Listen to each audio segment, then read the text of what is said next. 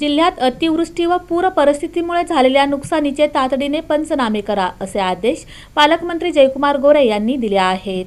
जिल्ह्यात मागील काही दिवसांपासून अतिवृष्टी, सततचा पाऊस तसेच उजनी व वीर धरणाचा पाणलोट क्षेत्रामधील पावसामुळे धरणाच्या पाणी पातळीमध्ये सातत्याने वाढ होत होती. धरणाची पाणी पातळी नियंत्रित करण्यासाठी धरणातून मोठ्या प्रमाणात पाण्याचा विसर्ग नीरा, भीमा व सीना नदीपात्रात मोठ्या प्रमाणावर पाण्याचा विसर्ग सोडण्यात आला होता. जिल्ह्यात अतिवृष्टी व पूर परिस्थितीमुळे झालेल्या नुकसानीचे तातडीने पंचनामे करा. पंचनामे करताना एकही नुकसानग्रस्त शेतकरी वंचित राहणार नाही, याची दक्षता घेण्याचे निर्देश पालकमंत्री जयकुमार गोरे यांनी दिले. जिल्ह्यातील अतिवृष्टी व पूर परिस्थितीमुळे झालेल्या नुकसानीबाबतची आढावा बैठक जिल्हाधिकारी कार्यालय नियोजन भवन येथे घेण्यात आली. यावेळी पालकमंत्री जयकुमार गोरे बोलत होते. यावेळी आमदार देवेंद्र कोठे, जिल्हाधिकारी कुमार आशीर्वाद, मुख्य कार्यकारी अधिकारी कुलदीप जंगम, महापालिका आयुक्त डॉ. सचिन ओंबासे, शहर पोलीस आयुक्त एम. राजकुमार, पोलीस अधीक्षक अतुल कुलकर्णी, निवासी उपजिल्हाधिकारी अभिजित पाटील, जिल्हा अधीक्षक कृषी अधिकारी शुक्राचार्य भोसले, प्रांत अधिकारी सदाशिव पडदुने,